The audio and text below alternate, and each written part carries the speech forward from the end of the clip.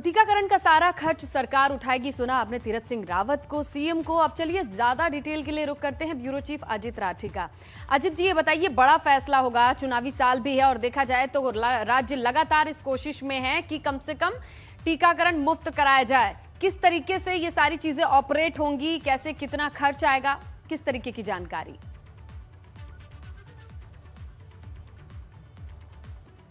सुनीता, देखिए, इस राज्य की जनसंख्या 1.25 करोड़ के आसपास पहुंचने को है। जब पिछली जनगणना हुई थी तो 1 करोड़ 7 लाख की जनसंख्या थी, तो 1 करोड़ 20 लाख के आसपास अभी बैठती है। और जब हम वोटिंग लिस्ट पर नज़र मारते हैं तो उससे पता चलता है कि 30% से 20% के आसपास 18 साल से कम उम्र के लोग हमेशा रहते हैं। तो 80% लोगों को आप ये समझ लीजिए कि टीकाकरण होना है। और उसमें 500 करोड़ के आसपास का 500 करोड़ रुपए के आसपास का व्ययभार राज्य को इस पर आना है। अच्छा। तो ये एक ऐसी सिचुएशन है जब सरकार ने अपने सरकारी खजाने का मुंह खोल दिया है और लोगों को मुफ्त में टीका लगाने का एक ऐलान किया है। क्योंकि आपने पिछले दिनों देखा होगा, जब ये कैटेगरी बनाकर टीके लगाए जा रहे थे तो तब लोगों में बहुत ज़्यादा उत्साह नहीं था। बिल्कुल। और जहाँ जहाँ सेंटर बनाए गए थे, टीके मंगाए जा रहे थे, उनके भंडारण की एक व्यवस्था की गई थी, तो बहुत उत्साह नहीं था। लेकिन इस बार सरकार ने कहा है कि हम मुफ्त में टीका लगाएंगे। तो अब बस देखना यही है कि लोगों की दिलचस्पी कितनी बढ़ती है। चूंकि जब पहले टीकाकरण शुरू हुआ तब तक दूसरी वेव नहीं आई थी। हाँ। अब दूसरी वेव आ गई और भय का माहौल अब बहुत ज्यादा है। मुझे लगता है कि टीका लगाने के लिए लोगों में प्रतिस्पर्धा भी होगी और लोगों की प्रायोरिटी होगी कि वो टीका लगवाएं, अपने और अपने पड़ोस को, अपने परिवार को सुरक्षित रखें। बिल्कुल, क्योंकि टीकाकरण की अहमियत इस बार तमाम लोग समझ गए हैं। जिस तरीके से आंकड़े आए हैं, वो तमाम हेल्थ वर्कर्स, डॉक्टर जिन्होंने टीका लगाया वो काफी बचे रहे। इस बार कम से कम मोर्टेलिटी की खबर नहीं आई, तो हो सकता है लोग जागरूक हो। अच्छा, ये बताइए कि राज्यों के हिसाब से अभी तक लोगों को ये पता भी नहीं है कि टीकाकरण अगर हो तो कितना खर्चा आता उन पे, कितने पैसे लग सकते थे जो सरकार ने बचाए हैं। ये सारी चीजें भी तो हमारे सामने स्पष्ट नहीं है अजित। नहीं, देखिए, चूंकि जैसा रेट का निर्धारण किया गया था, मूल्य निर्धारण हुआ था, तो वो तो सबके सामने था पहले से ही। तो जैसा मैंने अभी आपको बताया कि 500 करोड़ रुपए से ज्यादा का व्ययभार राज्य को उस पर आने वाला है। चूंकि अगर हम पिछले आप जनगणना को भी अगर आप छोड़ देते हैं तो जो वोटर हैं, 18 साल का जो व्यक्ति होता है वही वोटर बनता है। और पिछले साल ही 70 लाख के आसपास वोटर थे। यानी अब 75 या उससे ज्यादा लाख लोग होंगे जिनको टीकाकरण जिनका किया जाना है। और वो टीकाकरण, उस पर जितना खर्च हो रहा है वो सरकार ने अपने खजाने से उसको करने के लिए ऐलान कर दिया है। उम्मीद है कि तमाम लोग अजित जी इस बात को समझेंगे, टीकाकरण की अहमियत समझेंगे। क्योंकि पिछली बार हमने यहीं से खबर बताई थी कि बहुत सारे वैक्सीन वेस्ट भी हुए थे। इस बार कैसे लोग इसका इस्तेमाल करते हैं, फायदा उठाते हैं, लोगों में जागरूकता कैसे पहुंचाई जाती है, जो कि सरकार का ही काम है, इस पर जरूर नजर बनी रहेगी। आप हमारे साथ बने रहिए अजित। अगली खबर के लिए भी आपका रुख करेंगे, क्योंकि अगली खबर ये है, उत्तराखंड में कोरोना के आंकड़े डराने लगे हैं। कल थोड़ी राहत जरूर थी, लेकिन आज जो आंकड़े आए हैं फिर से वही हम आ गए हैं। चिंता बढ़ी हुई है। 24 घंटे में प्रदेश में कोरोना के 4339 नए मामले सामने आए हैं, जबकि 39 कोरोना संक्रमितों की मौत हो चुकी है। और उत्तराखंड में बात करेंगे कुल मरीजों के आंकड़े की, तो 1,42,339 हैं, जबकि प्रदेश में कुल एक्टिव केसेस 29,939 हैं। तो ये आंकड़ा जो आप देख रहे हैं टीवी स्क्रीन पर, 20, 21, 22 अप्रैल का, मौत की दर में जरूर कमी आई है। 21 से आज 22 में काफी अंतर है। ये राहत है, क्योंकि 21 अप्रैल मौत का आंकड़ा काफी ज्यादा था। चलिए अब रुक करते हैं ब्यूरो चीफ अजित का, उनसे जानकारी लेते हैं। अजित, ये बताइए कि आज के आंकड़े भले थोड़ी राहत देने वाले हैं, लेकिन व्यवस्थाएं क्या कह रही हैं, जमीनी हकीकत क्या है, क्या चीज महसूस कर रहे हैं आप लोग? सुनीता, देखिए, जो एक कॉमन आवश्यकता सबके लिए बन गई है, पूरे देश में बन गई है, उसी तरह की कॉमन आवश्यकता और बहुत ज़रूरी, बहुत निहायत ज़रूरी चीज़ें जो हैं, जैसे मेडिसिन हैं या ऑक्सीजन है, वेंटिलेटर हैं, तो उसी सब चीज़ों की सबसे ज़्यादा आवश्यकता है। यानी हम एक लब्बो-लुआब के साथ ये कह सकते हैं कि जो मेडिकल फैसिलिटी है उनमें इंफ्रास्ट्रक्चर का बढ़ाया जाना बेहद ज़रूरी है। वरना आपको याद होगा, जब पिछले साल पेंडेमिक घोषित हुआ था, लॉकडाउन चल रहा था, उत्तराखंड में मुझे बहुत ठीक से याद नहीं है, लेकिन 2000 से ज्यादा मरीज किसी भी दिन नहीं आए 2021। और इस बार हर रोज 4000, 5000, 4000, 3000, 5000 इस तरह के मरीज आ रहे हैं। और अगर आप इस संख्या का, जनसंख्या का अनुपात निकालते हैं ना, तो उत्तर प्रदेश से कहीं आगे उत्तराखंड चला गया है। वहाँ 24 करोड़ की आबादी पर 30,000 आते हैं, यहाँ 1.25 करोड़ की आबादी पर 4000 मरीज यहाँ पर आ रहे हैं। तो आप इसका अनुपात निकाल सकते हैं कि उत्तराखंड में कितनी तेजी से लोग यहाँ कोरोना संक्रमित हो रहे हैं। बिल्कुल। तो अब जरूरत इसी चीज की है कि हो रहे हैं, और इसी से मेरा अगला सवाल है अजित की तमाम जो मेडिसिन जो जरूरी क्या हाल है, कितने आसानी से टेस्ट हो रहे हैं, कितने आसानी से रिपोर्ट आ रहे हैं, इसमें कितना वक्त लग रहा है, कितने लोगों को सैंपल के साथ ऐसे ट्रेस किया जा रहा है, कॉन्टैक्ट ट्रेसिंग, और लगभग 27,000 के करीब लोग आज जो आंकड़े बता रहे हैं उनकी रिपोर्ट अवेटेड है, वो कहाँ है? अभी भी फिर से वही सवाल लगातार हम कर रहे हैं कि वो लोग कहाँ हैं, उनकी जानकारी कौन रख रहा है?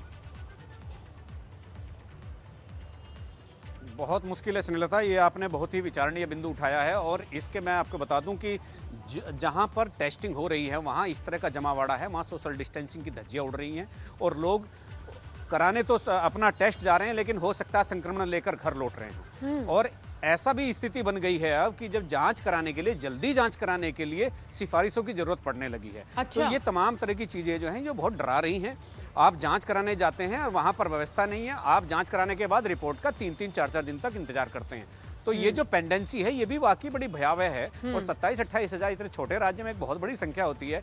इतना जांचों का लंबित हो जाना वाकई एक बहुत चिंता का विषय है। और मुझे लगता है सरकार इस पर रोज दावा तो कर रही है कि हम इनके लैब के मतलब कान उमेट रहे हैं, उन पर डंडा चला रहे हैं, कस रहे हैं, तो लेकिन चीजें उस तरह से तो नहीं होगा। मान लीजिए 2-3 दिन में रिपोर्ट आ रही है, लेकिन उन लोगों का डेटा कहाँ इकट्ठा हो रहा है, उन लोगों के बारे में कैसे पता चलेगा, वो लोग जहां जहां जा रहे हैं वो कितना संक्रमण फैला सकते हैं? चिंता तो इस बात की है क्योंकि देखिए इनक्यूबेशन में जो वायरस का कई बार ऐसा देखा जाता है 4 से 5 दिन का वक्त लग जाता है।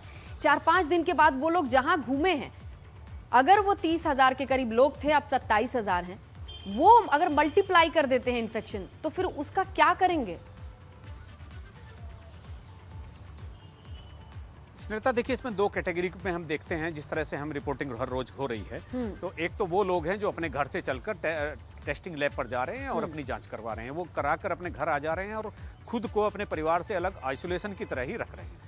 दूसरा खतरा उनसे है जो राज्य में बाहर से आ रहे हैं और बॉर्डर पर टेस्ट करा रहे हैं या भीतर आकर टेस्ट करा रहे हैं चोर दरवाजे से आकर के, और उनकी रिपोर्ट नहीं आ रही है, वो कहाँ घूम रहे हैं, ये एक देखने वाली बात है। और इसमें मैक्सिमम आउटसाइडर लोग हैं, वरना लोगों को लोग अब इतने अवेयर तो हो ही चुके हैं कि टेस्ट कराने के बाद आपको आइसोलेट हो जाना चाहिए, लेकिन फिर भी वो हो रहे हैं कि नहीं हो रहे हैं इसका कोई अंदाजा नहीं है। ये क्योंकि उसका सारा जो खामियाजा है ना, वो प्रशासन को और अस्पताल प्रशासन को उठाना पड़ेगा। ये गलती किसी से भी हो, हिला हवाली किसी की हो, सारा जोर आएगा वहां पे। तो उम्मीद है कि इस पर नजर बनाई जाएगी और कम से कम आंकड़े इकट्ठे किए जाएंगे, ये जानकारी रखी जाएगी। अजित जी, आपका शुक्रिया तमाम जानकारी के लिए। आगे बढ़े, जोशीमठ से इस वक्त की बड़ी खबर मिल रही है। भारत चीन सीमा से बड़ी खबर यह है कि सीमा को जोड़ने वाली सड़क पर ग्लेशियर टूटने की खबर मिल रही है। सुमना में ग्लेशियर टूटने की सूचना है। ग्लेशियर टूटने से संचार सेवा ठप है। बीआरओ के मजदूर सड़क की कटिंग भी कर रहे थे। इस वक्त की बड़ी खबर, ग्लेशियर टूटने की खबर मिल रही है। जोशीमठ भारत चीन सीमा से, इस सीमा को जोड़ने वाली जो सड़क है उसके टूटने की सूचना है। ग्लेशियर टूटने की वजह से बड़ी खबर, सुमना में ये ग्लेशियर टूटा है। और बाकी की डिटेल रंजीत से। रंजीत, बताइए क्या जानकारी मिल पा रही है? जी, आपको बता दो कि भारत चीन सीमा पर सोमन्ना के पास जो ग्लेशियर टूटने की जो खबर आ रही है, और मेरे अभी बीआरओ के कमांडर से बात की तो उन्होंने ये कहना है कि हालांकि वहाँ पर जो संचार सेवा नहीं होने से वहाँ पर उनके संपर्क में साथ। और दूसरी बात यह कि यहाँ लगातार 3 दिन से लगातार बर्फबारी हो, जिसके चलते मनाली से आगे जाना भारी बर्फ के चलते रास्ते बंद है, वहाँ तक पहुंचने काफी दिक्कत होगी। कोई फंसा तो नहीं होगा? जो सड़क बन रही थी उसमें कितने लोग काम कर रहे थे, ये कुछ जानकारी है? उस साइड कोई है? जी, अभी अधिकारी से बात है तो अधिकारी का ये कहना है कि हम उसी के बारे में जानकारी जो भी जानकारी मिलेगी तो हम तुरंत उससे आपको इसके बारे में जानकारी देंगे। जी, तो चलिए, हमारे सहयोगी रंजीत बता रहे हैं कि बीआरओ अभी कुछ जानकारी नहीं साझा कर रहे हैं, नहीं शेयर कर रहे हैं। वो खुद कंफर्म करना चाहते हैं कि उस सड़क की क्या परिस्थिति है, उसमें कोई फंसा है कि नहीं फंसा है। मुश्किल ये है कि वहां संचार के माध्यम नहीं है, तो वहां जाकर देखना होगा किस तरीके से ऑपरेट करना होगा। इस पर बीआरओ अपना काम कर रहा है, कोई जानकारी साझा नहीं की जा रही है। लेकिन बड़ी खबर यह है कि सुमना में ग्लेशियर टूटने की खबर जरूर मिली है। रंजीत, शुक्रिया तमाम जानकारी के लिए।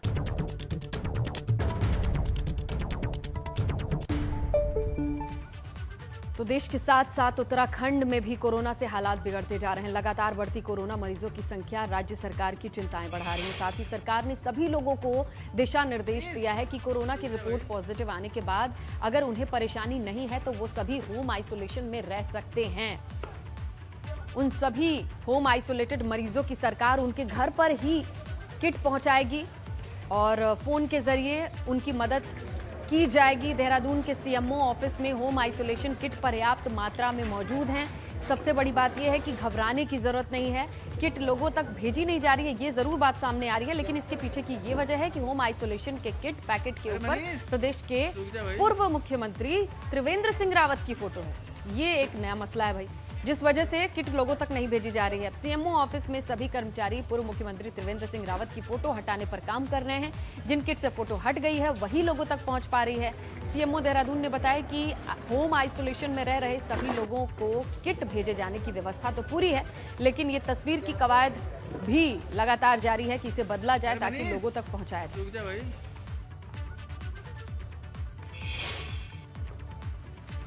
कोरोना महामारी के बीच केंद्र सरकार ने बड़ा फैसला लिया है। प्रधानमंत्री गरीब कल्याण अन्न योजना के तहत सरकार ने अगले 2 महीने यानी मई और जून के लिए प्रति व्यक्ति 5 किलोग्राम अनाज मुफ्त देने का ऐलान किया है। ये योजना उत्तराखंड में भी लागू की जाएगी। केंद्र सरकार की इस पहल से 80 करोड़ लोगों को फायदा मिलने की उम्मीद है। बताया गया है कि केंद्र सरकार कोरोना महामारी की मौजूदा स्थिति को देखते हुए अगले 2 महीने का अनाज मुफ्त देगी। इसके लिए 26,000 करोड़ रुपए से अधिक खर्च किए जाएंगे। सरकार की तरफ से ये घोषणा ऐसे समय की गई है जब देश में हालात बेकाबू नजर आते हैं। पिछले साल भी सरकार ने लॉकडाउन के समय इसी तरह प्रधानमंत्री गरीब कल्याण योजना के तहत लोगों को अनाज बांटे थे और इस साल भी कमोबेश वही नौबत आई है। लोगों को मदद करने के लिए इस योजना का इस्तेमाल किया जा रहा है।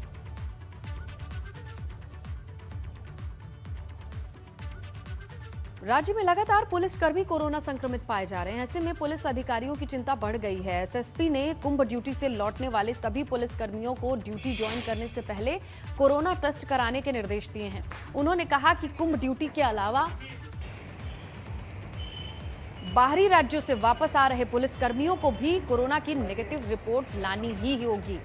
एसएसपी ने कहा कि लगातार कोरोना के मामले बढ़ रहे हैं, पुलिसकर्मी और अधिकारी भी संक्रमित पाए जा रहे हैं। ऐसे में एहतियातन अन्य पुलिसकर्मियों की सुरक्षा के मद्देनजर इस कदम को उठाया जा रहा है।